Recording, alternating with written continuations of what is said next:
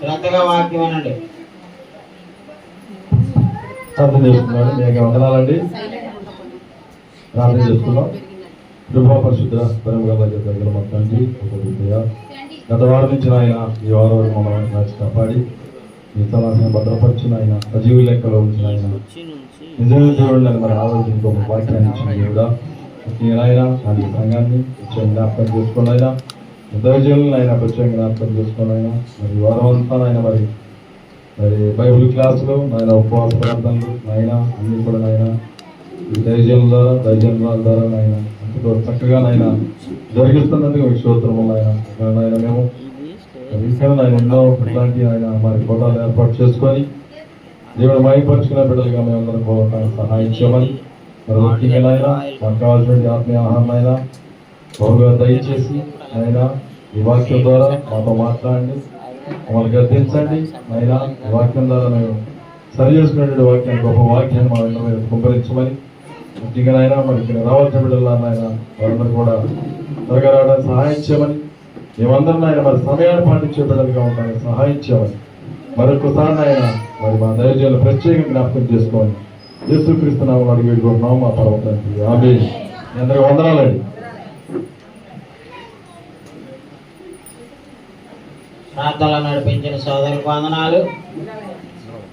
దేవుని ఆరాధించడానికి దేవుని మందిరానికి వచ్చిన నా ప్రియ సహోదరులైన మీ అందరికీ నా వందనాలు. మరి మీరు జాగ్రత్తగా ఫాలో అవుతున్నారని నేను విశ్వసిస్తున్నాను. మరి వాక్యాన్ని మీరు వినటం ద్వారా మన విశ్వాసం అభివృద్ధి చెందుతూ ఉంటుంది.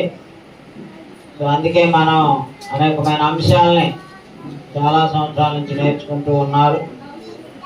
మరి ఈరోజు కూడా ఒక ముఖ్యమైనటువంటి క్రైస్తవ జీవితాలకు కావాల్సిన ముఖ్యమైన అంశాల్లో 26వ అంశం మీకు ఇచ్చిన పింక్ కలర్ బుక్స్లో 26వ అంశం కనిపెట్టి ఉండుట, జాగ్రత్త కలిగి ఉండుట, వాచ్ఫుల్నెస్ అనేటువంటి అంశాన్ని మనం తెలుసుకోకున్నాం. మీరందరూ కూడా మీ పిల్లలకి జాగ్రత్తలు చెప్తూ ఉంటారు. చెప్తారా లేదా? ఎలా పడితే అలా వదిలేస్తామా? స్కూల్కి వెళ్ళే పిల్లలకి చెప్పే జాగ్రత్తలు ఉంటాయి, హై స్కూల్కి వెళ్ళే పిల్లలకి చెప్పే జాగ్రత్తలు ఉంటాయి, కాలేజీలకు వెళ్ళే పిల్లలకి చెప్పే జాగ్రత్తలు కూడా ఉంటాయి. సో వయసులను బట్టి తీసుకోవాల్సిన జాగ్రత్తలు మనం ఆడపిల్లలకు కొన్ని జాగ్రత్తలు చెప్తూ ఉంటాం, మగపిల్లలకు కొన్ని జాగ్రత్తలు చెప్తూ ఉంటాం. సో మనం మన పిల్లలకి ఎలా జాగ్రత్తలు చెప్తామో, క్రైస్తవులు అంటే ఎవరి పిల్లలండి? దేవుని పిల్లలం కదా మనం. మరి మనకు కూడా దేవుడు కొన్ని జాగ్రత్తలు తీసుకోమన్నారు. అవేంటో ఈరోజు ఆలోచన చేద్దాం. ఎఫెసీ పత్రిక 5వ అధ్యాయము 15వ వచనం. దయచేసి అందరూ కూడా శ్రద్ధగా వింటే మరి మీకు అర్థమవుద్ది. దినములు చెడ్డవి గనుక, అదిగోండి, దినములు చెడ్డవి గనుక మీరు సమయమును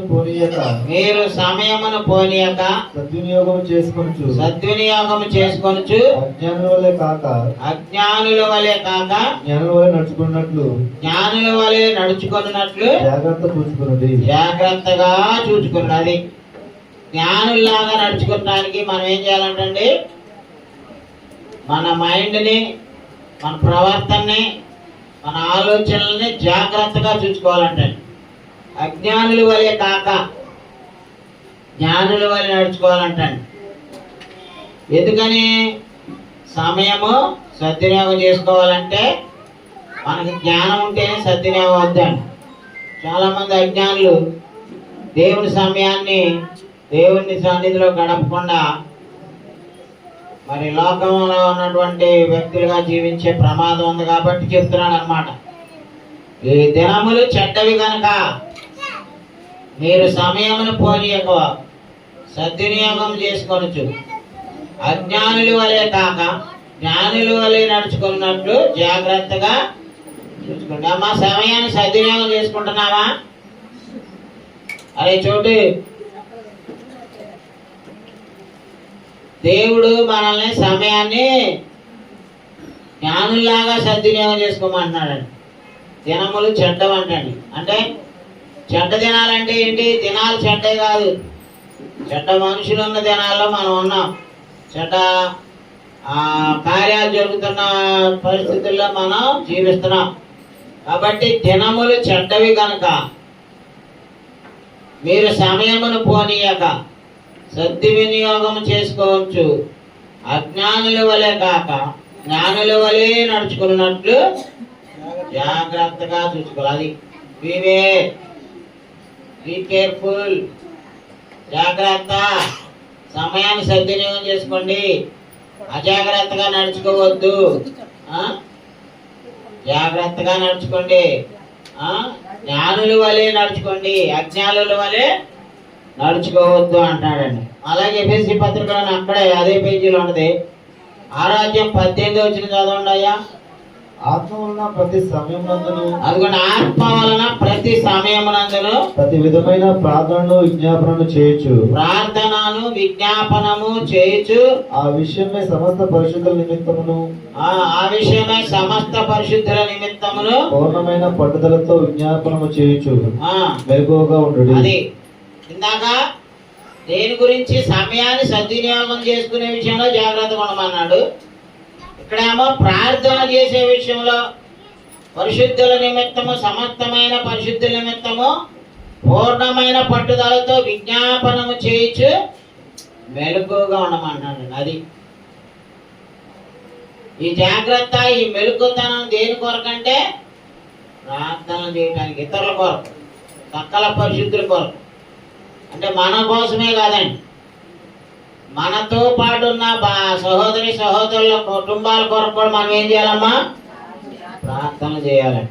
అందుకే చెప్తాడు, అజ్ఞానుల వలె కాక జ్ఞానుల వలె నడుచుకున్నట్లు మెలకువగా ఉండాలి, జాగ్రత్తగా ఉండి ప్రార్థన చేయాలండి. ఏమా? కాబట్టి మనం ఇప్పుడు 2 విషయాలు చూసాం. ఒకటి, సమయం విషయంలో సద్వినియోగం చేసుకునే విషయాల్లో జ్ఞానులుగా నడుచుకోవడానికి జాగ్రత్తగా ఉండాలి. రెండోది, ప్రార్థనలో సకల పరిశుద్ధుల కోసం మనం ఏం చేయాలండి? ప్రార్థన చేసే విషయంలో మెలకువగా ఉండాలండి, ఎలర్ట్గా ఉండాలంట. మెలకువగా ఉండమంటే కళ్ళు తెరిచి ఉండటం కాదు, బి అలర్ట్, బాగా సిద్ధంగా ఉండటం, ఎలర్ట్గా ఉండటం అన్నమాట. ఓకే, తర్వాత ప్రకటన గ్రంథం 3:2 చూడండి. మన క్రియల విషయంలో కూడా జాగ్రత్తగా సరి చేసుకోవాలండి. మన భక్తిలో, మన జీవితంలో, మన బిహేవియర్లో ఏమన్నా తప్పులుంటే కూడా వాటిని కూడా మనం సరి చేసుకోవడానికి జాగ్రత్త పడాలని దేవుడు హెచ్చరిస్తున్నాడండి.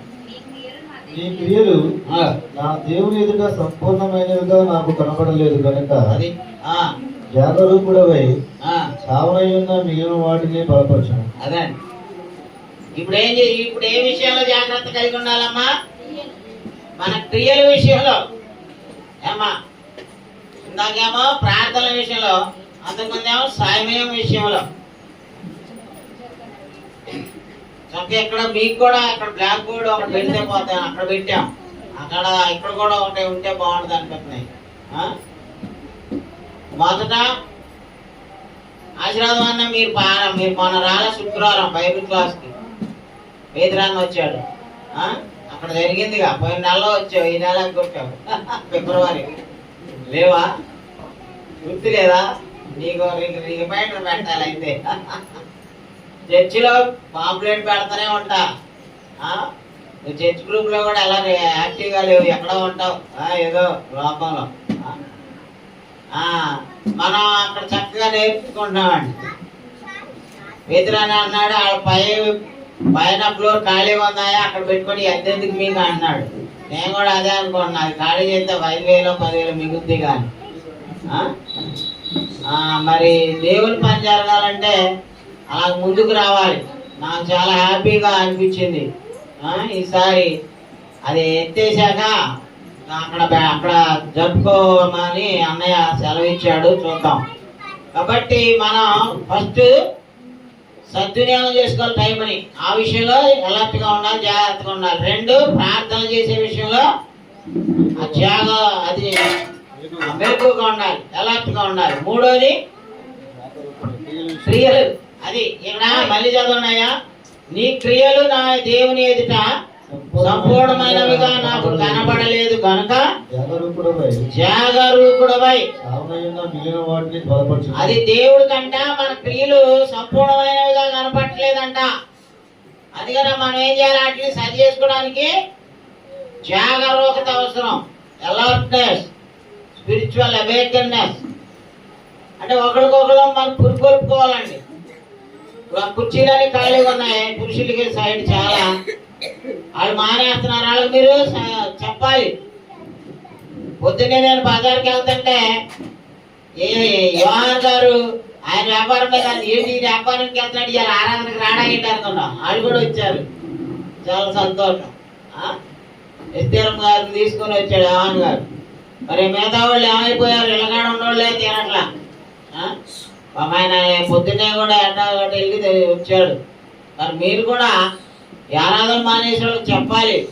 జాగరూకత అంటే అవసరం అండి. మన క్రియల్ని దేవుడు చూస్తున్నాడు. ఎవరు చూస్తున్నారండి? నీ క్రియలు నా క్రియలు ఎవరు చూస్తున్నారు?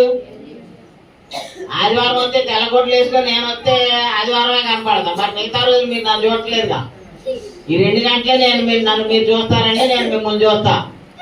కానీ మన వీక్ లాంగ్ మన క్రియలు ఎవరు చూస్తారండి? దేవుడు చూస్తాడు. అదే అన్నాడు, నీ క్రియలు నా దేవుని ఎదుట సంపూర్ణమైనవిగా నాకు కనబడలేదు కనుక జాగరూకుడవై. అది మనలో ఉన్న మన క్రియలు దేవుని విషయంలో ఏమైనా డిఫరెంట్ గా లోపభూయిష్టంగా ఉన్నట్లయితే మనం ఏం చేయాలండి, సరి చేసుకోవాలండి. అద్దం దగ్గరికి వెళ్ళి మన ముఖాన్ని మేకప్ వేసుకుంటాం, చింకులు చుట్టూ అయితే దూకుంటాం, పౌడర్ ఎక్కడ ఎక్కువైందో తగ్గించడానికి గుడ్లతో తుడుచుకుంటాం కదా. వాక్యమైన అద్దం దగ్గరికి వచ్చి నువ్వు సరైన క్రియలు నువ్వు దేవుని వాక్యానుసారంగా చేస్తున్నావా లేదా, దేవుని పనిలో నీ ఇన్వాల్వ్మెంట్ ఎలా ఉంది అనేది నువ్వు చూసుకోవాల్సిన బాధ్యత ఉందండి. కాబట్టి అన్నాడు, నీ క్రియలు పరిపూర్ణమైనవిగా నా దేవుని ఎదుట నాకు కనబడలేదు కనుక జాగరూకుడవై శ్రావణయున్న మిగిలిన వాటిని బలపరచు. అంటే ఆల్రెడీ కొన్ని విషయాల్లో ఏ సంఘం ఇది, సార్దీసులో ఉన్న సంఘంలో క్రైస్తవుల్లో దేవుని ఎడలా చేయవలసిన పనుల్లో వారు చచ్చిపోయారు కొన్ని విషయాల్లో. కానీ కొన్ని చావనై ఉన్నాయంట. చూసారా డిఫరెన్స్? మనం గతంలో చేసినంత భక్తి, ప్రార్థన, విశ్వాసము, పాటలు, దేవుని విషయాల్లో మన ఇన్వాల్వ్మెంట్ తగ్గిపోయిందానికి ఏమైనట్టు అవి చచ్చిపోయినట్టండి.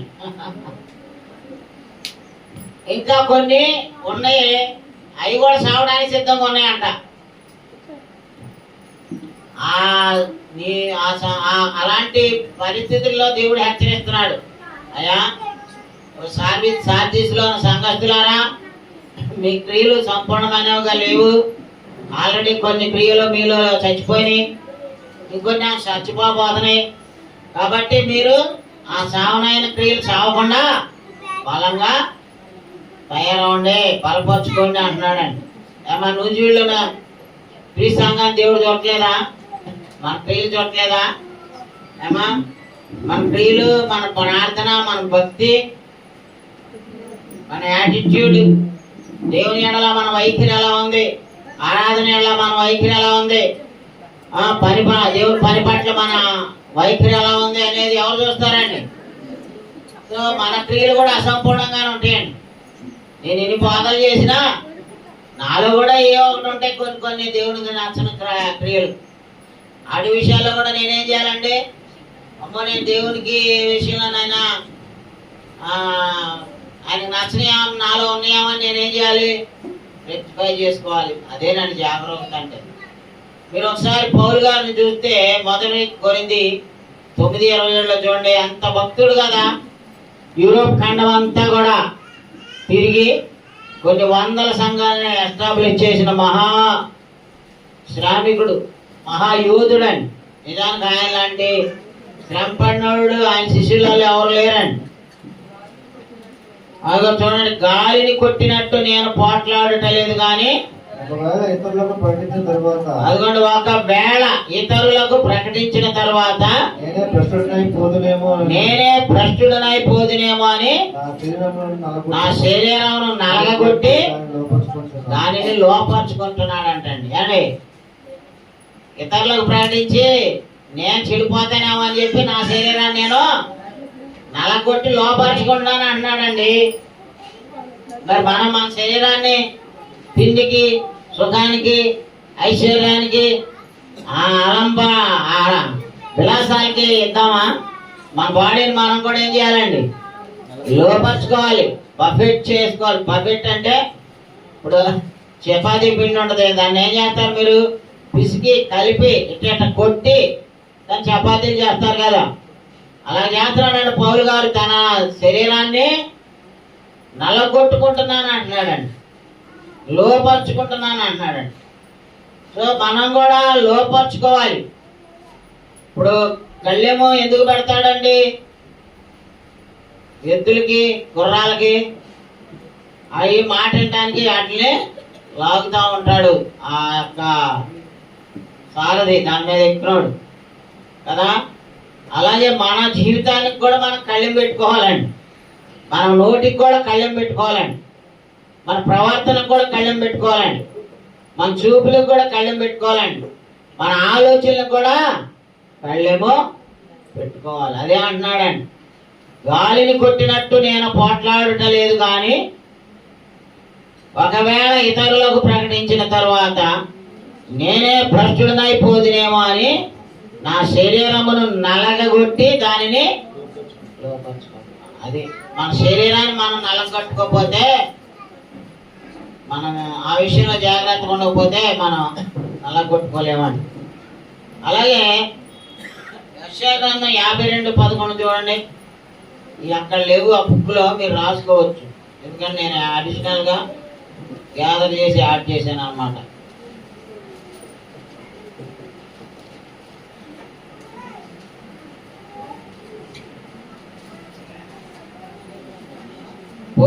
పోవుడి అచ్చటి నుండి వెళ్ళుడి, అపవిత్రమైన దేనిని ముట్టకుడి, దాని యొద్ద నుండి తొలగిపోవుడి. యెహోవా సేవోపకరణములను మోయవారులారా మిమ్మల్ని మీరు పవిత్రపరచుకుంది. అదండి, యెహోవా సేవోపకరణాలు మోసేవాళ్ళు ఎవరో? బైబిల్, పరిశుద్ధ గ్రంథం. మన దేవుణ్ణి మన హృదయాల్లో కలిగి ఉన్నాం. మన దేహమే దేవుని యొక్క ఆలయం. దేవుడు ఉండేది ఆ గుళ్ళల్లో, టెంపుల్స్ ఉండేది బొమ్మలే కానీ దేవుడు కాదు. దేవుడు ఉండేది హృదయం. సో మన హృదయంలో దేవుడు నివసిస్తున్నాడు కాబట్టి యెహోవా సేవోపకరణములను మోసే మనం మన హృదయాల్ని, మన జీవితాన్ని, మన శరీరాలను ఎలా ఉంచుకోవాలని చెప్తున్నాడండి ఈ వాక్యంలో.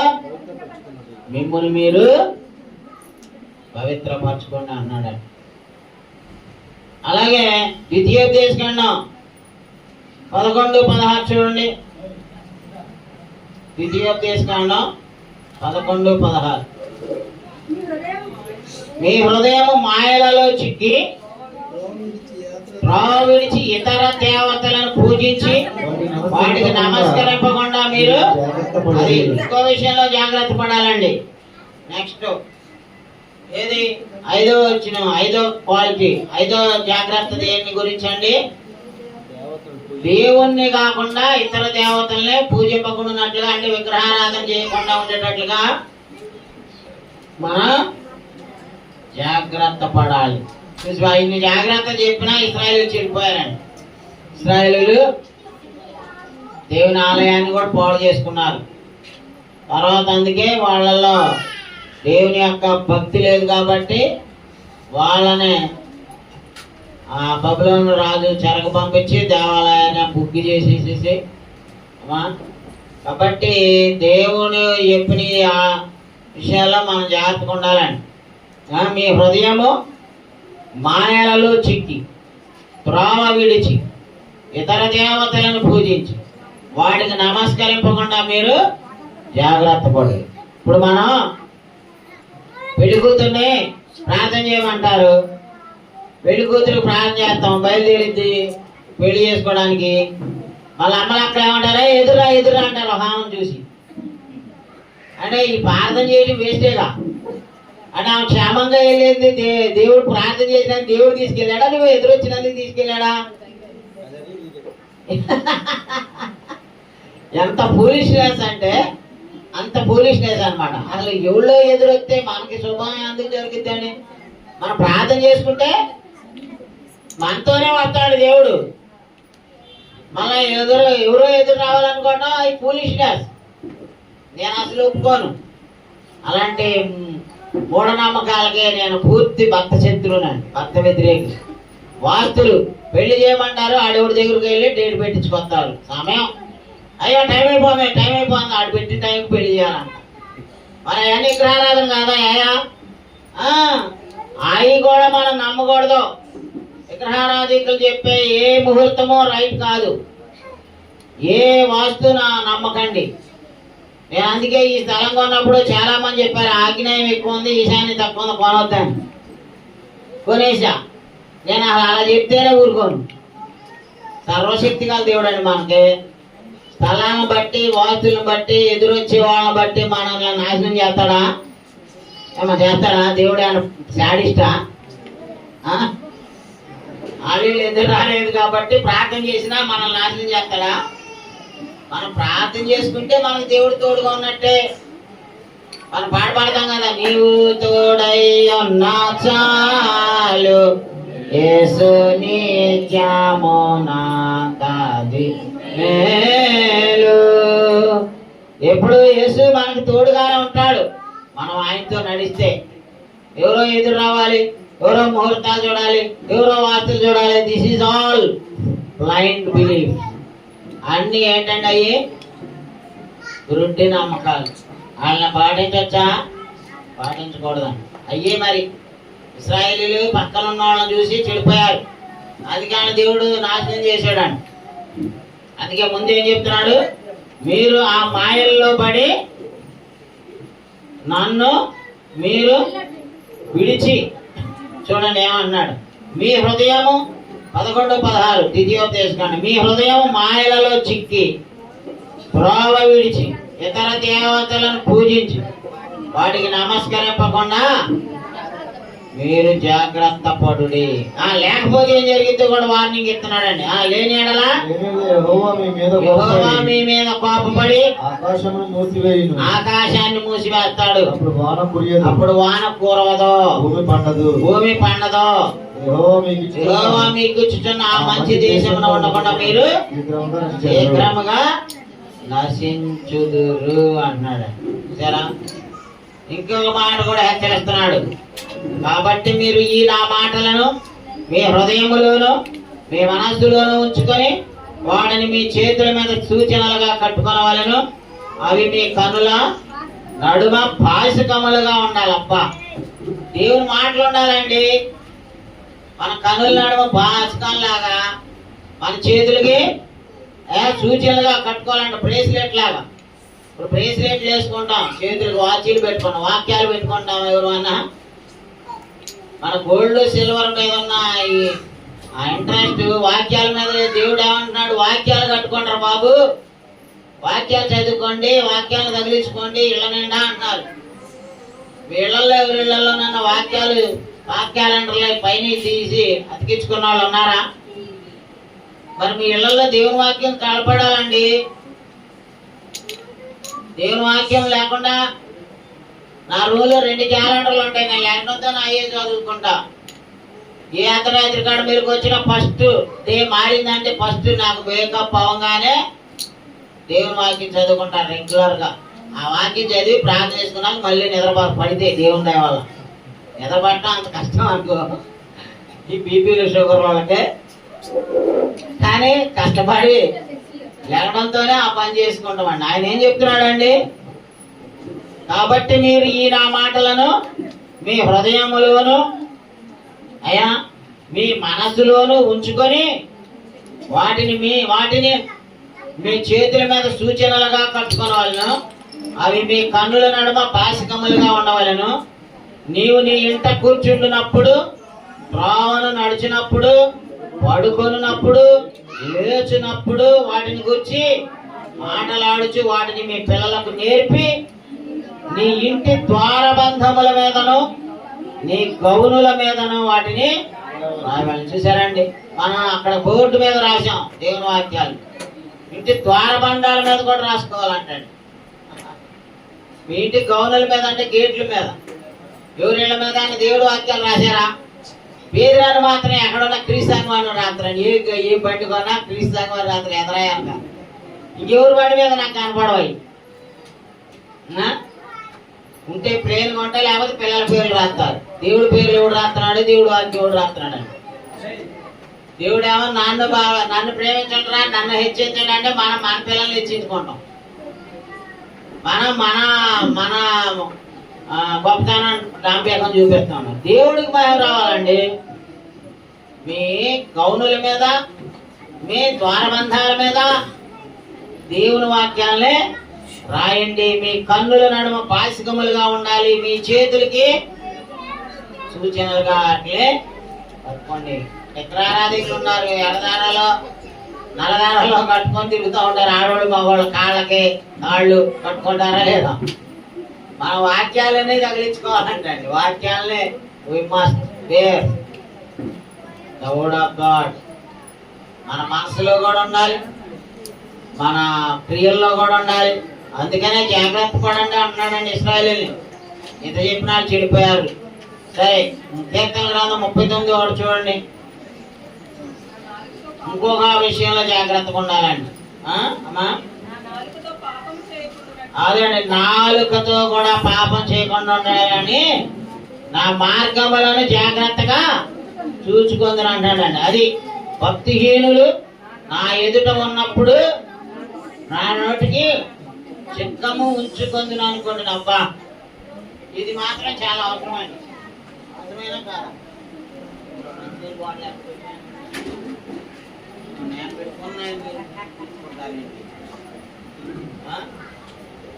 ఏమా ఏం చెప్తున్నాడు?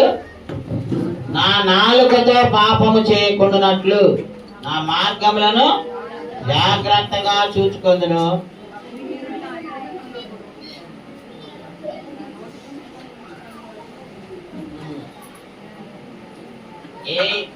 జాగ్రత్తగా చూసుకున్నారా మీ మార్గాలు? మన కాలు ఎటు నడుస్తుంది, మన మనసు ఎటు నడుస్తుంది, మన కళ్ళు ఏం చూస్తున్నాయి, మా నోరేం మాట్లాడుతుంది, వీటన్నిటి విషయాల్లో ఏం చేయాలంటమ్మా? నా నాలుకతో పాపం చేసే అవకాశం ఉన్నాయి. మనందరం కూడా ఈ నాలుగు విషయంలో చాలా జాగ్రత్తగా ఉండాలండి. నాలుక జాగ్రత్తగా ఉంచుకోవాలంటే, నా నాలుకతో పాపము చేయకున్నట్లు నా మార్గములను జాగ్రత్తగా చూచుకుందును. నాలుకని తో పాపం చేయకుండా ఉండాలంటే మన మార్గాల ముందు ఎలా ఉండాలంటే జాగ్రత్తగా చూసుకోవాలి. అలాగే భక్తిహీనులు కూడా ఉంటారు, మనల్ని ప్రవోక్ చేసేవాళ్ళు, మనల్ని ఇసికించేవాళ్ళు, మనల్ని బాధ పెట్టేవాళ్ళు కూడా ఉంటారు. మన బంధువుల్లో ఉంటారు, మన పిల్లల్లో ఉంటారు, మన భర్తలో ఉంటాడు సైతానుడు, మన భార్యలో కూడా ఉంటుంది సైతానుడు. అలాంటి విషయాల్లో కూడా భక్తిహీనులు నా ఎదుట ఉన్నప్పుడు నా నోటికి చిక్కము ఉంచుకొందును అనుకుంటుని. అది ఈ విషయంలో కూడా జాగ్రత్తగా ఉండాలండి అయ్యా. అలాగే ఇంకా కొత్త నిబంధనలో మత్తయి సువార్త 25:13 దేవుణ్ణి చేరుకోవడానికి కూడా జాగ్రత్తగా ఉండాలండి. ఇది ఇంపార్టెంట్. ఇవన్నీ ఇప్పుడు చెప్పిన ఇంపార్టెంట్ అనండి. మీరు వాటిని ఖాళీలో రాసుకోవచ్చండి. చూడండి, ప్రభు చిత్తం అదే మీకు అందరికీ ఆ పాఠ పుస్తకం కంటే విలువైన పుస్తకాన్ని రేపు వచ్చే ఆదివారం ఇవ్వబోతున్నామండి దేవుని దయ వల్ల. ఈ అంశాలన్నీ మళ్ళీ అందులో ఉంటాయి. అదే నా సిలబస్ బుక్. బైబిల్ క్లాసులకు కానీ ప్రీచర్స్కి కానీ అందరికీ ఇద్దామని 500 పుస్తకాలు వేపిస్తున్నాం. అది 50,000 దాకా అవుతున్నాయి. దాన్ని రేపు వస్తున్నాయి, వచ్చే ఆదివారం మీకు ఇస్తా. బైబిల్ ప్రీచర్స్ క్లాసులు వాటిని పంచుతానండి. కాబట్టి 25:13 చూడండి, వాక్యాలు అంత విలువైనవి మీకోసం కష్టపడి ట్రాన్స్లేట్ చేసి ప్రింట్ చేసి ఫ్రీగా ఇస్తాం. మీరు అది ఫాలో అవ్వండి, గుర్తు పెట్టుకోండి, రాసుకోండి, మనసులో ఉంచుకోండి. ఆ దినమైనను గడి అయినను మీకు తెలియదు కనుక అది అంటే ఈ జాగ్రత్త దేనికండి? ప్రభు రాకడ కోసం అండి. మనం పోవటము ఖాయం, ప్రభు రాకడ ఖాయం. ఎన్ని రోజులైనా సరే తప్పుద్దా? ఇప్పుడు మన సోదరి పిల్లాడు ఆ జబ్బు పడ్డాడు, చంటి కర్ణాల కొడుకు. డాక్టర్లు ఎంతో కృషి చేశారు. 3 సార్లు హార్ట్ స్ట్రోక్ వస్తే కూడా సిపిఆర్ వేసి కొన్నాళ్ళు బతికిచ్చారంట.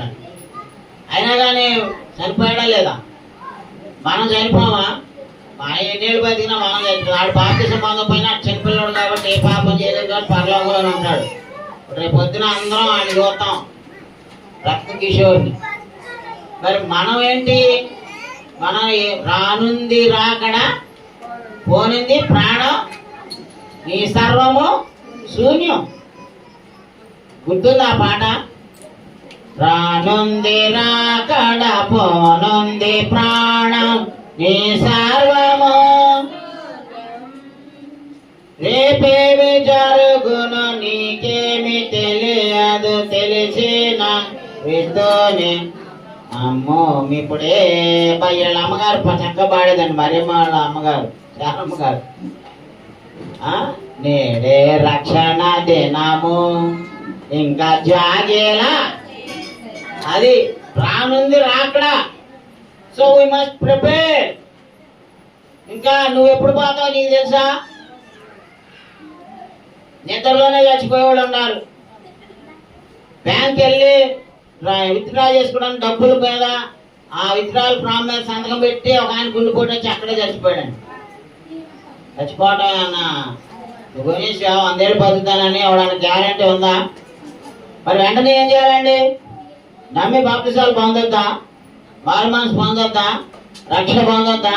మురికి గుడ్డలు ఉతుక్కోవాలా? మురికి బట్టలు వేసుకొని తిరుగుతావా? నాకు ఈ వైట్ షర్ట్ బాగా మురికైపోయిందమ్మా, మీ అమ్మ సరిగా ఉతకట్లేదు, ఉతుకురామంటే అమ్మాయి రాజేశ్వరి ఒక నైట్ అంతా సోడాలో నానబెట్టి షర్ట్ మురికి చేసిన షర్ట్ని తెల్ల చేసి ఇచ్చింది. మరి తెల్ల షర్ట్కి ఒక షర్ట్కి మనం ఎంత జాగ్రత్త తీసుకున్నాం? మరి ఆత్మరక్షణ జాగ్రత్తలు తీసుకోవాలొద్దా? తీసుకోవాలా? ఏమన్నాడు మళ్ళీ చదవండి 13వ వచనం. ఆ దినమైనను గడి అయినను మీకు తెలియదు కనుక మెలకువగా yes we must be alert to meet our Lord in the second coming. మనం ఎప్పుడు చచ్చిపోతామో తెలియదు, యేసు ప్రభు ఎప్పుడు వస్తారో తెలియదు. we must be alert, prepared. పరలోకము ఎప్పుడు సిద్ధపడింది? ఎవరి కొరకు సిద్ధం చేయబడింది అంటే సిద్ధపడిన వాళ్ళ కోసమే. ఏమా పెళ్లి కొడుకు వచ్చేసరికి పెళ్లి కూతురు ఏం చేస్తారు? 3 రోజుల నుంచో 5 రోజుల ముందు నుంచో తయారు చేస్తా ఉంటారు. పెళ్లి కొడుకుని చేస్తారా లేదా? మన మధ్య నాకాన్ని పెళ్లి చేసాం, వాళ్ళు 5గురు పెళ్లి కొడుకుని చేశారు 5 సార్లు. 5గురు నన్ను పిలిచి అన్నా నేను వెళ్ళి ఫస్ట్ ప్రాన్ చేసి బ్లెస్ చేసి తయారు చేయించారు 5గురు. 5 రోజుల నాటి నుంచే పెళ్లి కొడుకుని తయారు చేస్తామే. అది తాత్కాలికం. పెళ్లి అనేది 1 రోజులో అయిపోద్ది. మరి నిత్య జీవం అనేది ఏమా? నిత్య జీవం అనేది ఎంత ఇంపార్టెంట్. దానికోసం సిద్ధపడద్దా? అదే చెప్తున్నది.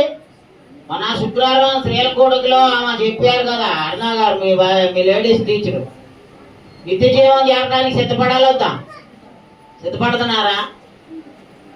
ఎంతమంది వచ్చారు ఆ రోజు? ఓకే, మీరు ఎన్టీఆర్ కాని వాళ్ళే వచ్చేది. ఈ మధ్యలో ఈ రాజేశ్వరమ్మ మీరన్నా వచ్చారా? Very good. కొంతమంది రండి. నాగరత్నం గారు మీరు ఖాళీగా నెలలో మొదటి శుక్రవారం ఇక్కడ ఉంటుంది స్త్రీల కూడిక. బైబిల్ క్లాస్ ఏమో బోధకులకి అక్కడ పెట్టుకున్నానండి, అది ప్రశాంతంగా ఉంటుంది అక్కడ. కాబట్టి మనం సిద్ధపడాలి నిత్య జీవం కోసం. మన ఆత్మల్ని ఏం చేయాలండి? ఆ దినమైనను గడి అయినను మీకు తెలియదు కనుక మెలకువగా. ఏ దినమో ఏ గడియో మనకు తెలీదు.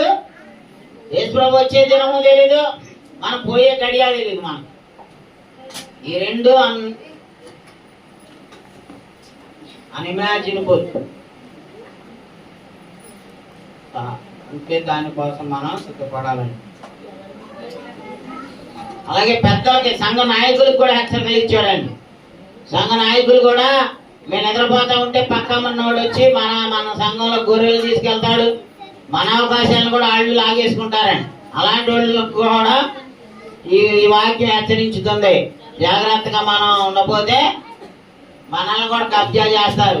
మన గొర్రెలను కూడా లాక్కుపోయే దుర్బుద్ధి వాళ్ళు ఉంటారు, దురాశపరులు. వాళ్ళు సొంతంగా సంపాదించుకోవడం రాదు.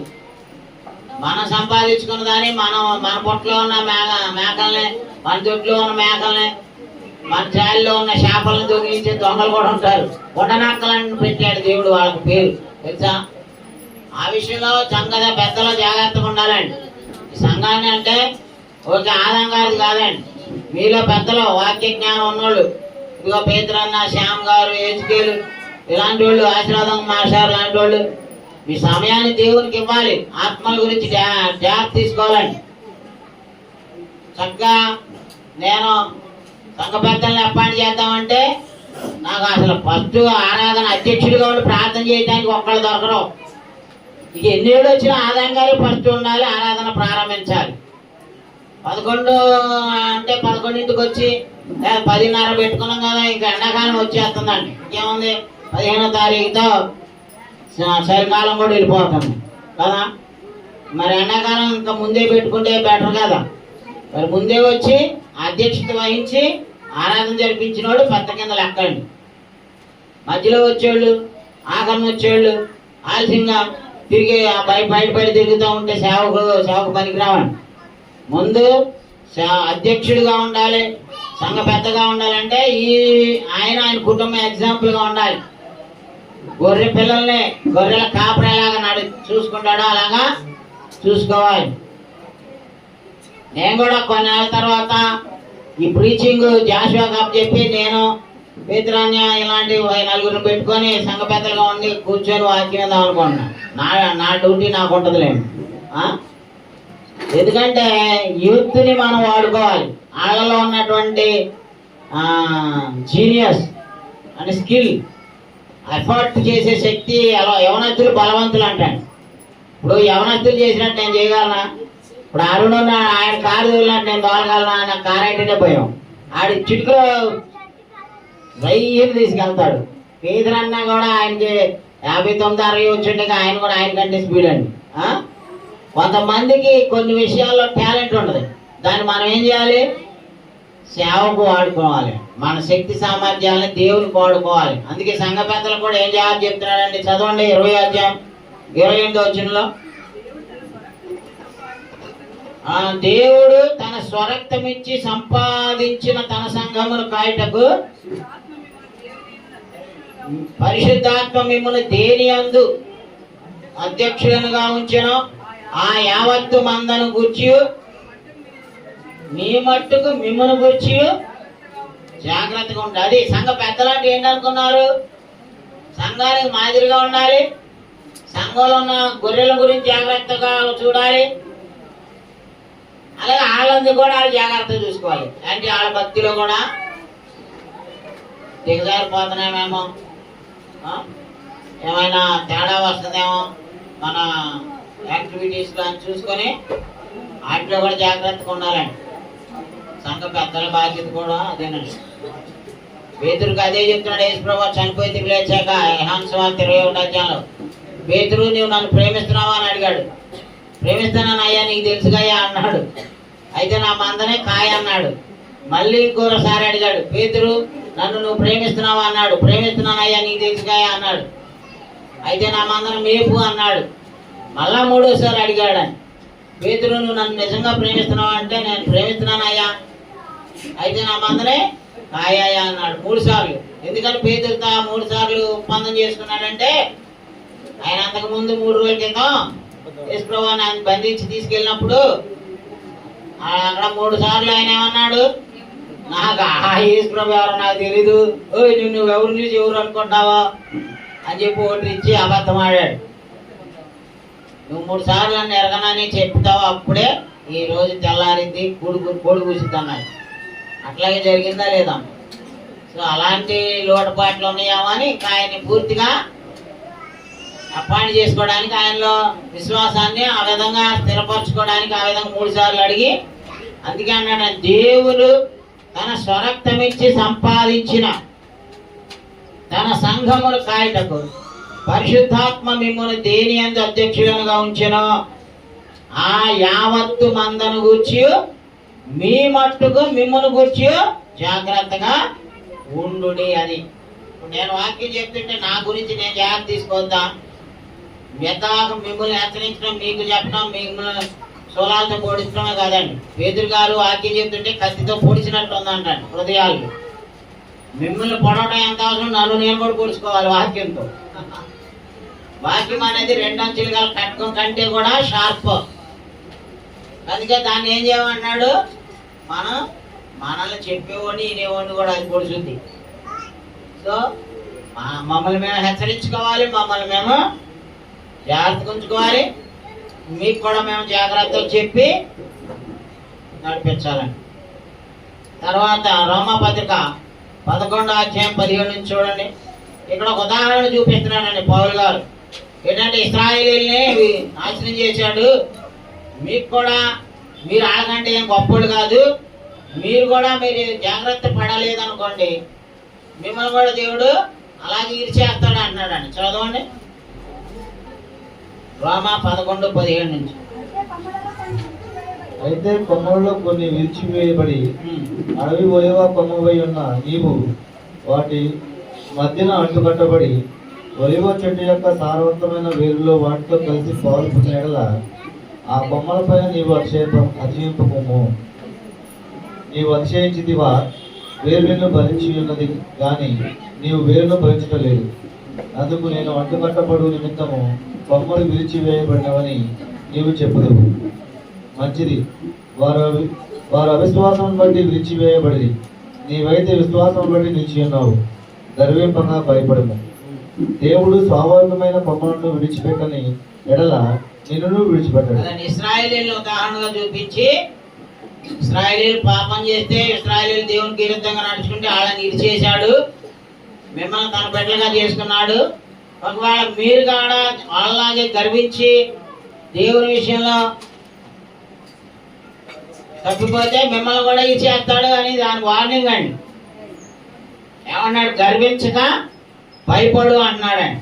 అయితే కొమ్మలలో కొన్ని విరిచివేయబడి అడవి ఒలీవ కొమ్మవై ఉన్న నీవు వాటి మధ్యన అంటుకట్టబడి ఒలీవ చెట్టు యొక్క సారవంతమైన వేరులో వాటితో కలిసి పాలు పొందిన ఆ కొమ్మల పైన నీవు అతిశయించుకోము. నీవు అతిశయించితివా, అతిశయించితే ఏమవుతాం? గర్వం పడిన అసహ్యం అహంకారం వచ్చిన ఏమైపోతాం? విడిచేస్తాడు అంటాడు.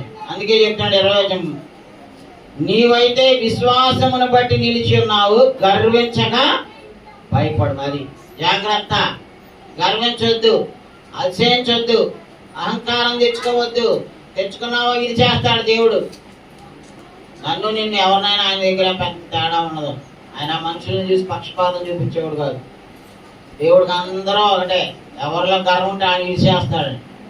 అందుకే ఏం చెప్తున్నాడు, గర్వించక భయపడండి అంటున్నాడండి. మన గర్వాన్ని మనం వదిలిపెట్టుకొని దేవునికి లోపడాలి. అలాగే తిమోతికి ఏం చెప్తున్నాడో చూద్దాం. 2 తిమోతి 4:5.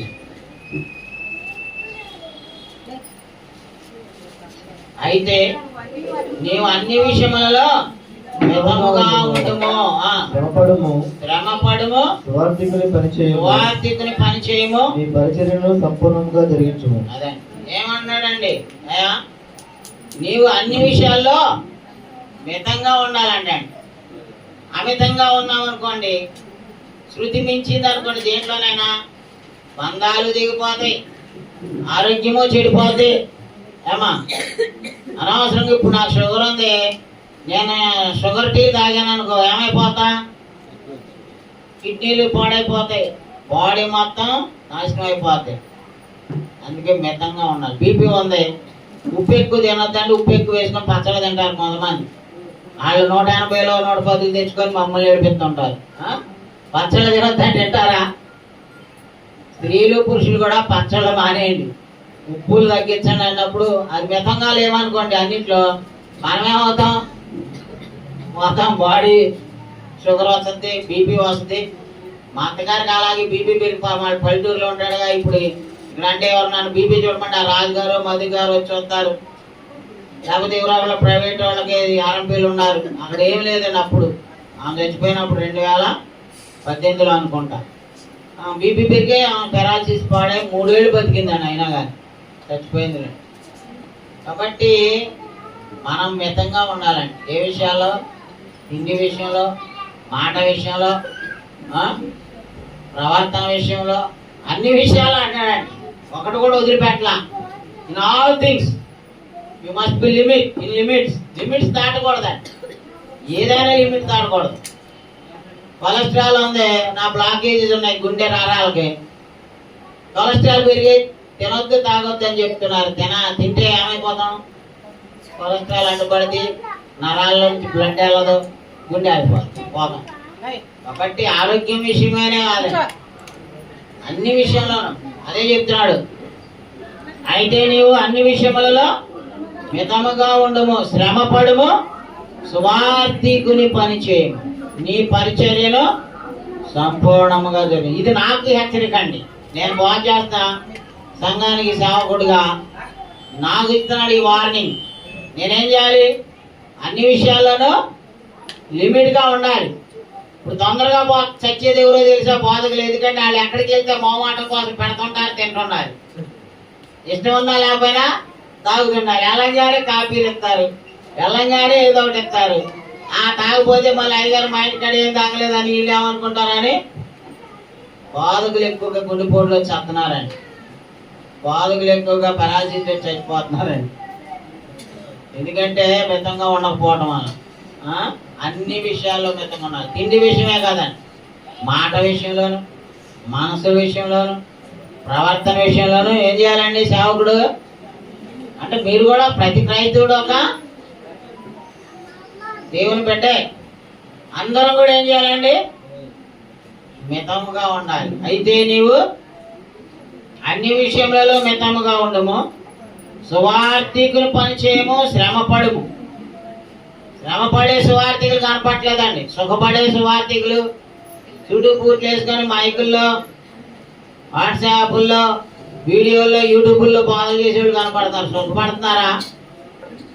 మళ్ళా ఆ అబద్ధాలు చెప్పి వాళ్ళని ఆడు ఈడు అనకూడదంట. ఆడు కూడా ధైర్యం లేదంట. నాకు దేవుని మార్గాన్ని తప్పించి అబద్ధ బోధకుల్ని గౌరవించాలనిపించదండి. నేను అయ్యగారిని క్రీస్తు సంఘాన్ని కాకుండా మత్స్యాకు పేరు పెట్టినోడు ఆడు క్రీస్తు విరోధి. ఆడు క్రీస్తునే గౌరవించట్లా. క్రీస్తుని గౌరవించిన మత్స్యాకుల నేను ఎందుకు గౌరవిస్తా? అది జరిగే పని కాదు. నా నుంచి ఎక్స్పెక్ట్ చేయకూడదు. మత్స్యాకుల నాకు ఫోన్ చేసి అడుగుతున్నారు. మొన్న అక్కడ మీటింగ్ పెట్టా ఈ గోపి వాళ్ళ ఊర్లో. వాళ్ళు ఎవరు రాలా, వాళ్ళ అమ్మ, ఆయన భార్య, మేము తప్ప, మేము వెళ్ళడం తప్ప. ఇక్కడ దేవుని వాక్యం జరుగుతుంటే ఎవరు రాలేదు. అదే ఏంటి ఏదో సెమీ క్రిస్మస్ ఏదో డ్యాన్సులు పెడితే వచ్చేవాళ్ళు అయ్యా అన్నానంట. అది జనరల్గా ఎక్కడైనా జరిగే మాటే కదండి. ఇప్పుడు అక్కడ దాకేందుకు? మన ప్రార్థన పెట్టినా అందరూ వస్తున్నారా? ఇళ్ళ పక్కన వాళ్ళే రారు ప్రార్థనకి. అందరూ నానేమానంటే నువ్వు మమ్మల్ని అన్నావు, మేము రాలేదని అని అడుగుతున్నారు. వాళ్ళ బాబు నువ్వేంటరా ఆయన నన్ను తగులుకున్నవాడు అతనేది కానీ ఫోన్ చేశాడు, నాకు నిద్ర పట్టుకొని చేశాడు. అది జనరల్గా చెప్పిన మాట బాబు, నీ ఇష్టమైతే రా, లేకపోతే లేదు. ఫోన్ చేసి అడిగా, అంత గొప్పడువేం కాదు, నోరు మూసుకో అని చెప్పా. ఎందుకంటే ఇవాళ శ్రమ పడే రైట్ వేలో లేదు. సువార్థికులు సుఖపడేవాళ్ళు, అబద్ధాలు చెప్పేవాళ్ళు, ఈ సంఘం కాకుండా మసాల పేర్లు పెట్టేవాళ్ళు, డ్రమ్ముళ్ళు కొట్టి దత్తలాడిస్తారండి. భక్తి ఎంటర్టైన్మెంట్ ఇస్తున్నారు. కాసేపు వాయిద్యాలు, కాసేపు చప్పట్లో, హల్లెలూయా, దేవుని స్తోత్రం, హల్లెలూయా అయిపోయింది. వాక్యం వెళ్తుందా? యేసు ప్రభు నా సంఘాన్ని నేను కడతానంటే ఒక ఆయన పెందుకొస్తూ అంటాడు, ఒక ఆయన ఓసన్ అంటాడు, ఒక ఆయనకేమో బైబిల్ మిషన్ ఇంగ్లీష్లో పెట్టమన్నాడు అంటే తెలుగుడికి పాప. భక్తి ఎక్కువై మా ఇంట్లో ఏది కళ్ళలోకి వస్తే అదే భక్తి అనుకున్నారు. ఒకళ్ళ సెవెంత్ అడ్వాంటిస్ట్ అంటారు. అలా ఈ దేవుని మహిమపరుస్తున్నాయండి. ఆ పేర్లు చెప్పండి. ఆదాం భార్య అవ్వమ్మ. ఆదాం భార్య అయినప్పుడు సంఘం క్రీస్తు భార్య అని క్రీస్తు పేరు ఎందుకు పెట్టుకోవట్లా? అది తప్ప కదా? చెప్పండి. మీ భార్య మీకు ఆధార్ కార్డు మీద ఫలానా మంగమ్మ ఉంది, ఆయన భర్త పేరు ఏముండదండి? అమృతల గోపి అని ఉండదు. అలాగే పలానా అరుణ అని ఉండదు, ఆ భర్త పేరు ఏముండదండి? ఊరి సాదాం అని ఉండదు. మరి సంఘం క్రీస్తు అయినప్పుడు క్రీస్తు పేరు పెట్టుకోకుండా నువ్వు క్రీస్తునే గౌరవించినప్పుడు మత్స్యాలలో నేను ఎందుకు గౌరవిస్తా? అది జరిగే పని కాదు. క్రీస్తుని గౌరవించాలి. ముందు మనం క్రీస్తుని మహిమపరచాలి. క్రీస్తు సంఘమే బైబిల్లో ఉన్న సంఘం. ఆ పేరు తలని తీసేసి నువ్వు ఏ వెరైటీ పేర్లు ఎన్ని తగిలించినా దానికి విలువ ఉండదు. నువ్వు ఎంత పెద్ద గుళ్ళైనా కట్టుకో, ఎంత పెద్ద శృంగారించుకో, ఎన్ని అంతస్తులైనా కట్టుకో, డోంట్ గో టు హెవెన్. పరలోకానికి వెళ్ళాలంటే ప్రభు ఏం చెప్పాడు? ప్రభువా ప్రభు అని నన్ను పిలిచి ప్రతివాడును పరలోక రాజ్యం రాలేడు, కానీ ఆ తండ్రి చిత్త ప్రకారం చేసేవాడికే పరలోకం ఉంది అన్నాడు. తండ్రి చిత్త ప్రకారం ఏంటి? క్రీస్తు ప్రభు ఆయన ఏం చెప్పాడు? దేవుడు ఆత్మ కనుక ఆయన ఆత్మతో సత్యంతో ఆరాధించమన్నప్పుడు అవన్నీ చేయకుండా ప్రతి ఆదివారం ప్రభుత్వ భోజనం తీసుకోమన్నాడు. అవి చేయం కానీ ఇక ఎక్స్ట్రాలని చేస్తాం, లేని అన్ని కలిపేవాడు తీసేసేవాడు ఎక్కడికి వెళ్తాడని అందని బైబిల్లో. అగ్నిగుండం, దేవుడి రాజ్యంలో పాలుండదు. సో దేవుని క్రీస్తుని మనం గౌరవించాలి. మన నుంచి ఆ మత్స్యాగల గౌరవాన్ని ఎక్స్పెక్ట్ చేస్తున్నారు, అది జరిగే పని కాదు. క్రీస్తుని గౌరవించిన వాడికి దేవుడు కూడా గౌరవిస్తాడు. ప్రభు ఏమన్నాడు? నా నామందు మీరు మహింపరచబడతారు, మీ అందు నా నామం మహింపరచబడు. మన ఎందు ఆయన నామం మహింపరచబడతానంటే మనం ఏమై ఉండాలి? క్రీస్తు సంఘం సభ్యులమై ఉండాలి.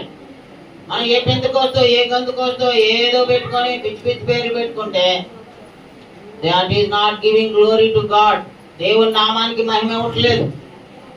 క్రీస్తుకు మహిమ రావాలి. క్రీస్తు రక్తం కార్చింది సంఘం కోసం. అందుకని ఈ మత్స్యాకుల సంస్థలు స్థాపించుకొని వీళ్ళు సొంత రాజ్యాలని వేలుకుంటున్నారు. ఏదైతే ఏమైందయ్యా, మేము కూడా ఆ బైబిలేగా అంటారు. ఆ బైబిల్లో బోధిస్తున్నారా అండి? బోధించట్లేదుగా. బాప్తిసం ఇస్తే 20,000 తీసుకోమని బైబిల్ ఎక్కడన్నా ఉందా?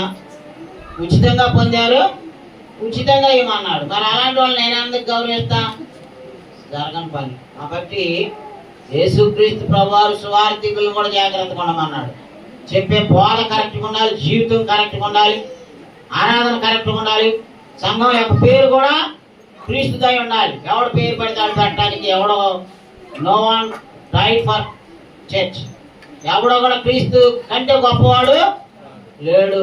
ఎవడు కూడా సంఘం కొరకు రక్తం కార్చిన గొప్పవాడు లేడు. వీళ్ళందరూ 5-6 సంస్థలు స్థాపించుకొని ఎకరాలు జనాల దగ్గర కొల్లగొట్టి ఆస్తులు సంపాదించుకున్నారు. స్కూళ్ళు కాలేజీలు పెడతారు. 1-2 ఎకరాలు ఇచ్చాడండి అక్కడ రోడ్డు పక్కన ఓసన్న మందిరానికి వెళ్ళి వాళ్ళు పక్కకాళ్ళు బిల్డింగ్లు కడుతున్నారు అక్కడ బైపాస్ రోడ్డు. అవి కాదని సుఖపడాలని దేవుడు కోరలేదు. శ్రమ పడమన్నాడు, సువార్థికుని పనిచేయమన్నాడు, అన్ని విషయాల్లోనూ మితముగా ఉండమన్నాడు. మన పరిచర్యను కూడా ఏం చేయాలండి? సంపూర్ణంగా జరిగించాలండి. సంపూర్ణంగా జరిగించాలండి. అది తర్వాత 2 యోహాను 8 చూడండి. అలాగే సంఘ సభ్యులకు కూడా హెచ్చరికలు ఇచ్చారండి. సంఘ సభ్యులు కూడా జాగ్రత్తలు పాటించాలండి. ప్రతివాడే వంచకుడును క్రీస్తు విరోధియుడై ఉన్నాడు. మేము మీ మధ్యలో నెరవేర్చిన కార్యములను చెడగొట్టు కనుక.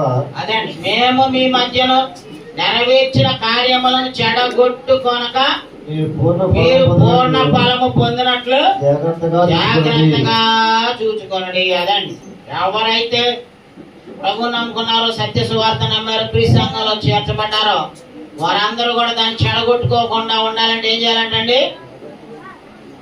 చెడగొట్టుకొనక మీరు పూర్ణ ఫలము పొందినట్లు జాగ్రత్తగా చూసుకోండి అన్నాడండి. పూర్ణ ఫలం ఎప్పుడు దొరికింది మనకి? నిత్య జీవం ఎప్పుడు పొందుతాం? బతికినంతకాలం జాగ్రత్తగా ఉన్నప్పుడే కదా. క్రైస్తవ జీవితం జాగ్రత్తగా జీవించినప్పుడే కదా. మరణం వరకు నమ్మకంగా ఉండమని నేను నీకు అది పూర్ణ ఫలం అంటే అది నిత్య జీవం. మన విశ్వాసానికి, మన భక్తికి మనం పొందబోయే రివార్డు, బహుమానం, ఫలం ఏంటి? ఏమా నిత్య జీవం. దాన్ని పొందాలంటే మధ్యలో ఈ తప్పుడు బాధలు ఇని చెడగొట్టుకోకూడదు. మనం చెడగొట్టే మన చుట్టూ ఉంటున్నాయి, అటన్నిటిని ద్వారా మనం చెడిపోకుండా చూసుకోవాలి.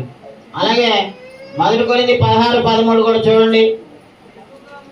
అది కూడా మెలకువగా ఉండుడి, విశ్వాసం అందు నిలకడగా ఉండుడి, పౌరుషము గలవారై ఉండుడి, బలవంతులై ఉండుడి, మీరు చేయు కార్యములన్నీ ప్రేమతో చేయుడి. అదండి, చూసారా? మనం ఎలా ఉండాలండి? మెలకువగా ఉండాలి. మెలకువగా ఉండటం అంటే నిద్రపోకుండా కళ్ళు తెరిచి చూడటం కాదు. మన భక్తి విషయంలో, వాక్యం విషయంలో, ప్రార్థనా జీవితం విషయంలో మెలకువగా ఉండాలండి. విశ్వాసమందు నిలకడగా ఉండాలంట. పౌరుషము గలవారై ఉండాలి. పౌరుషం అంటే పౌరుషంతో వాళ్ళ మీద గీళ్ళ మీదకి తన్నుకోవడం కాదండి. నీతిగా బతకడానికి పౌరుషం కావాలి. మనల్ని ఎవరైనా నిందించినప్పుడు, మనల్ని ఎవరైనా ప్రొవోక్ చేసినప్పుడు, మనకి ఎవరైనా హాని చేసినప్పుడు వాటిల్ని బేర్ చేయడానికి ఈ అలవాటు చేసుకోవాలండి. అర్థమైందా? పౌరుషం మనకి దెబ్బలాట్లకి, మాట పడకుండా ఉండడానికి కాదు. మనల్ని ఎవరైనా అన్నప్పుడు, తిట్టినప్పుడు, కొట్టినప్పుడు యేసు ప్రభు పౌరుషం లేదా? యేసు ప్రభుని మొహం మీద చూసినప్పుడు ఎవరైనా అన్నాడా? యేసు ప్రభుని సిలువ వేసుకో చంపిన వాళ్ళు ఎవరైనా ఏమైనా అన్నాడా? అది ఆయనే మనకు మాదిరి అండి. ఆయన్ని పెట్టుకోవాలి. నువ్వు అయ్యగారులో అమ్మగారులో మాదిరి పెట్టుకోమాకండి. నేను కొన్నిట్లో మంచిగా ఉంటాను, కానీ సంపూర్ణని కాదు. నేను ఎవరు సంపూర్ణం కాదండి. ఒక మనుషుల్ని ఎప్పుడు పోల్చుకోకూడదు. దేవుడే మనకి సరైన మాదిరిగా ఉండడానికి యేసుక్రీస్తు, ఆయన కుమారుడైన యేసుక్రీస్తుని పంపించారు. So he is the perfect example. అందుకే ఆయన యొక్క స్థాయిలోనికి మనం చేరుకోవడానికి ఈ భక్తి, ఈ బోధ, ఈ వాక్యం ఇవన్నీ అండి. ఈ బైబిల్ తరగతులు, ఈ సువార్త సభలు ఇవన్నీ. ఏప్రిల్ 1, 2, 3 అక్కడ ఎన్టీఆర్ కాలనీ ఎంట్రన్స్-లో మహేశ్వరుడు కొన్నారు స్థలం. అది ప్రార్థన చేసాక వాళ్ళు అక్కడ కన్స్ట్రక్షన్ కడతానంట. మొన్నే మాట్లాడుకున్నాం, డేట్స్ చూసి కొన్నాం. ఏప్రిల్ 1, 2, 3 పరీక్షలు అయిపోతాయా? ఇంటర్ 10th పరీక్షలు అయిపోతాయి అప్పటికి. ఏప్రిల్ 1, 3 మొదటి బుధ, గురు, శుక్ర ఆ 3 రోజులు అక్కడ. 3 రోజులు ఇక మీకు పనే ఏమా, మీది అక్కడే, మొత్తం అన్నీ అక్కడే. ఆ 3 రోజులు వచ్చిన భోజనాలు పెడదాం, 3 రోజులు క్లాసులు పెడదాం. ఆ పగలు బోధకుల క్లాస్ కూడా 3వ తారీఖున పీతర్ అన్న ఇంట్లో డాబా మీద పెడదామండి. ఆయన ఆల్రెడీ నాకు పర్మిషన్ ఇచ్చాడు. ఎందుకంటే అక్కడే పెట్టి సాయంత్రానికి అక్కడే, నైట్ ఏమో కోటాలు అక్కడ పెడదాం. ఎందుకంటే అక్కడ వీళ్ళు ఇంకా బిల్డింగ్లు కట్టలేదు కదా, ఖాళీ స్థలం. మరి అది చాలా ఖర్చుతో కూడింది అవుతాను. మైక్ శాఖలో మీటింగ్లు పెట్టినారు, చూస్తున్నారు కదా రాజీవ్ సర్కిల్ దగ్గర ఎంత పెద్ద ఫ్లెక్సీలు పెట్టారు. ఫ్లెక్సీలకే అయిపోతాయి. వాళ్ళు పెట్టినట్టు మనం పెట్టలేములేండి. వాళ్ళు లక్షల ఫ్లెక్సీలకే ఖర్చు పెడతారండి. స్టేజీలు, మార్కెస్ట్రా, మైక్ సిస్టమ్, వాటికే లక్షలు పెడతారండి వాళ్ళు. మరి వాళ్ళకి ఎంత వస్తాయి డబ్బులు నాకు అర్థం కాదు. మరి దేవుని కార్యం అంటే గొప్పగా చేయాలండి. దేవుని కార్యం గొప్పగా చేయొద్దా? ప్రమోదులు పెట్టారు, వాళ్ళ ఒక్కళ్ళే 3 లక్షలు పెట్టుకున్నారు 2 నెలల క్రితం కదా. సో మనం దేవుని యొక్క పని చేస్తున్నాం. దేవుని పని చేసేది అర్థమా? యేసు ప్రభువుకి ఒక రక్తం పూస్తుంటే అర్థం చేసేవాడిని తిట్టారు, అవును. కానీ అది వ్యర్థమా? వ్యర్థమయ్యే పనులు ఎన్ని చేయట్లా? ఎన్ని డబ్బులు అర్థంగా పోవట్లా ఏమా? బోళ్ళని వేలు పోతూనే ఉంటాయి. సో మనం దేవుని పని విషయంలో పౌరుషంగా ఉండాలండి. దేవుని యందు విశ్వాసం విషయంలో నిలకడగా ఉండాలండి. దేవుని యొక్క కార్యాల విషయంలో మళ్ళీ ఏమంటున్నాడు? మెలకువగా ఉండుడి, విశ్వాసం అందు నిలకడగా ఉండుడి, పౌరుషం గలవారైండుడి, బలవంతులైండుడి, మీరు చేయు కార్యములన్నీ ప్రేమతో చేయండి. అది కాబట్టి చర్చగా 2-3 వచనాలు ఉన్నాయి, అవి కూడా చూద్దాం. గలతీ 6:1 సహోదరులారా, ఒకడు ఏ తప్పిదములోనైనాను చిక్కుకొనిన ఎడల ఆత్మ సంబంధులైన మీలో ప్రతివాడు తానును శోధింపబడుదునేమో అని తన విషయమై చూచుకొనుచు సాత్వికమైన మనసుతో అట్టి వానిని మంచి దారికి తీసుకుని రావాలి. అది మనల్ని మనం చూసుకోవాలి.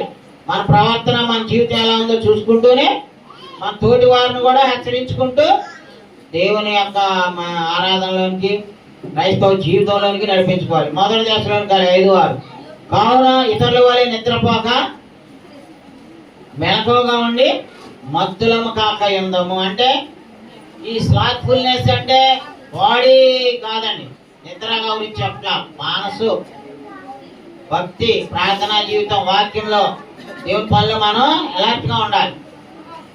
అది చూసుకోండి. తర్వాత ఎబ్రీ 2:1, ఎబ్రీ పత్రిక 2:1. కావున మనం వినిన సంగతులను విడిచిపెట్టి కొట్టుకొని పోకుండానట్లు వాటి యందు మరీ విశేష జాగ్రత్త కలిగి ఉండవాలి. అండి మనం వినిన సంగతుల్ని సాధారణంగా ఏం చేస్తాడండి, కొట్టుకొని పోయేటట్టుగా చేస్తాడు. ఈ గేడు దాడితే ఈ మనసుల్లో మీ ఇంటికి వస్తున్నాయా ఏమై వాళ్ళ ఎన్న వాక్యాలు మీతో పాటు వస్తున్నాయా మీ ఇంటికి? ఈ దాడంగానే గుర్తుండదు, ఇక వారం అంతా ఆటలో పడి కొట్టుకుంటా ఉంటాం. అందుకే ఈ ఇన్న విషయాలని వాక్యాలని కొట్టుకొని పోకుండా ఉండాలంటే ఏం చేయాలండి, ఈ ప్రసంగాల్ని మళ్ళీ మళ్ళీ మననం చేసుకోవాలి. మేము యూట్యూబ్లో కూడా పెడతాం. మళ్ళీ ఎవరైనా చూస్తున్నారా? నేను ఇవాళ చెప్పిన వాక్యాన్ని మళ్ళీ రేపు యూట్యూబ్లో అప్లోడ్ అయిన వెంటనే చూస్తుంటా. మా వాళ్ళు అంటారు, నవ్వుతారు, నేను వాళ్ళ పిచ్చోళ్ళ కనపడతాను. ఏంటంటే నీ ప్రసంగాలు నువ్వే అంటావు అంటారు. నా ప్రసంగాలే నేనన్నప్పుడు పక్కన ఏంటి నాకేం అర్థమైంది, నాది నేను వినాలి, దాని నుంచి నేను కూడా ఇన్స్పిరేషన్ పొందాలి. ఇప్పుడు నేను చెప్తున్నా అవి నాకు గుర్తుండవు, మీరు వింటున్నారు మీకు కూడా గుర్తుండవు. సో ఇప్పుడు దేవుడి దేవాల ఎలక్ట్రానిక్ మీడియా యూట్యూబ్లో కూడా పెడుతున్నాం. మీరు ఎంతమంది చూస్తున్నారు? ఎవరు చూడమండి. వాక్యాలు ఎందుకు చూస్తామండి? సీరియల్ చూస్తామండి, సినిమాలు చూస్తామండి, సొలు కబుర్లు చూస్తామండి, షార్ట్లు చూస్తాం, రీల్స్ చూస్తాం, పతాక వార్తలు ఏముంది చూస్తాం, వే2 న్యూస్ పెట్టుకుంటాం. యాప్లన్నీ మా దగ్గర ఉంటాయి. వాక్యం ఉండదు. వాక్యం చూసేవాళ్ళు ఉన్నారా? వాళ్ళు చెప్పిన ప్రతి వీడియో యూట్యూబ్లో మనం పెట్టిన ప్రసంగాన్ని నెక్స్ట్ డే చూసేవాళ్ళు ఉన్నారా? కనీసం నెక్స్ట్ డే కాకపోతే ఖాళీ దొరికినప్పుడు ఆయన చూసేవాళ్ళు ఉన్నారా? అలా ఆయన చెప్తున్నాడు. ఒక ఆయనేమో యేసుప్రభు దేవుడు కాదని చెప్తున్నాడు, ఒక ఆయన యేసుప్రభు దేవుడు అని చెప్తున్నాడు. ఏంటయ్యా వీళ్ళిద్దరు క్రిస్సాంగోలేగా అంటారు. పేతురు అన్న ఆయన కూడా ఫాలో అవుతున్నాడు అనుకోండి బాగా. వాక్యాన్ని విన్నప్పుడు దానికి కొట్టుకొని పోకుండా ఏం చేయాలంటండి, కావున మనం వినిన సంగతులను విడిచిపెట్టి కొట్టుకొని పోకుండానట్లు వాటి యందు మరి విశేష మోర్ కేర్, ఎక్స్ట్రా కేర్ తీసుకోవాలండి. ఇప్పుడు పింగాణి పాత్రలు ఉంటాయి, గాజు పాత్రలు ఉంటాయి, గాజు వాటిని ఏం చేస్తామండి, చాలా జాగ్రత్తగా తీసుకెళ్ళి కడుక్కుంటాం, మళ్ళీ వెంటనే కబ్బోర్డ్లో పెట్టుకుంటాం. అదే ప్లాస్టిక్ వాటిని అంత జాగ్రత్త చేస్తామా? So more care, extra care అవసరం. ఏంటికి? దేవుని వాక్యాలకి. మనమేం బంగారాలకి, వెండికి, గాజు గ్లాసులకి, కప్పులకి ఇస్తున్న విలువ కూడా వాక్యాలకి ఇవ్వం. వాక్యాలని సాధారణగాడు పుష్ కొట్టేస్తాడు. ఏ సీరియల్ మీద, ఏ సినిమా మీద పెట్టేసి మనసులో ఉన్న వాక్యాలని ఇంటి దాకా నీడు ఈ దారిలోనే కొట్టేస్తాడు. ఈ కొట్టుకెళ్ళకుండా ఉండాలంటే మనం ఏం చేయాలండి, మరి విశేష జాగ్రత్త కలిగి ఉండాలంట. ఇంకోటి లాస్ట్గా చదువుకొని ముగిద్దాం. 1 Peter 5:8. అమ్మా చదవం. అదే నిబ్బరమైన బుద్ధి గలవారై, అది మనం ఈ రోజు నేర్చుకునేవన్నీ చాలా చాలా అవసరం అండి. దయచేసి వినండి. ఇవాళ విన్నారు, మళ్ళీ వినండి. రేపు యూట్యూబ్లో పెడుతున్నాం, చర్చ్ ఆఫ్ క్రైస్ట్ గ్రూప్లో వస్తాయి. కావాలంటే నన్ను అడిగితే లింక్ మీకు కూడా పంపిస్తా. యూట్యూబ్ ఉన్న వాళ్ళు అందరూ చూడొచ్చు ప్రసంగాలు, ఈ వాక్యాలు మళ్ళీ మళ్ళీ 100 ఏళ్ళు ఉంటాయండి అవి అందులోనే. అందుకని నాకు ఎప్పుడన్నా చూడాలనిపించినప్పుడు అవి పెట్టుకొని వింటా ఉంటా, రిపీటెడ్గా చూస్తూ ఉంటా. దేవుని వాక్యాలేగా. దేవుని వాక్యం ఎన్నిసార్లు విన్నా విశ్వాసం వృద్ధి పొందిద్దా తగ్గిద్దా? బాగా వినుట వలన విశ్వాసం కలుగుని, వినుట క్రీస్తుని కూర్చున్న మాట వలన కలుగును. అది మీరు ఎలాగో ఎవడరో ఎన్నరో ఇన్నోళ్ళనే ఏనండి. కొంతమంది అన్న ఎన్ని 35 వ్యూస్ 50 వ్యూస్ వస్తాయి. అదే సినిమా పాట రిలీజ్ చేసిన వెంటనే లక్షలు మిలియన్లు చూస్తారంట. ఒక పాట రిలీజ్ చేస్తే యూట్యూబ్లో అప్లోడ్ చేయగానే ఎన్ని కోట్లు మిలియన్లు వ్యూస్ వచ్చేస్తాయి. వాక్యం ప్రసంగాలు ఉండవండి. మన అయితే అసలే చూడరు ఎవడు. మీరే చూడలేదు. మీరెవరికి పాస్వర్డ్ కనీసం ఇతరులకు ఫార్వర్డ్ కూడా చేయరు. ఏదో సొల్లు కబుర్లు సూక్తులు అవి ఉంటాయి కదా, అవి అయితే బాగా పెడతాం స్టేటస్లో, అవి అయితే బాగా పంపిస్తాం. అవి ఎవరికి కావాలండి? దేవుని వాక్యాలు కావాలి. సాతానుడంట మనల్ని మింగాలని మీ విరోధి అయిన అపవాది గట్టించే సింహం వలె. అది సాతానుడికి అవకాశం ఇద్దామా? ఆడు మనల్ని మింగాలని వెతుకుచూ తిరుగుతున్నాడంట.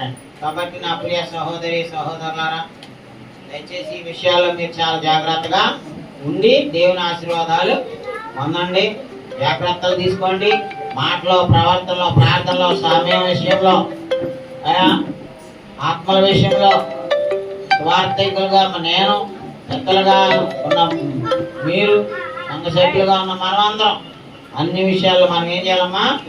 మితముగా ఉందాం. దేవుని ఆత్మ రక్షించుకుందాం. Thank you. వందనాలు. God bless you.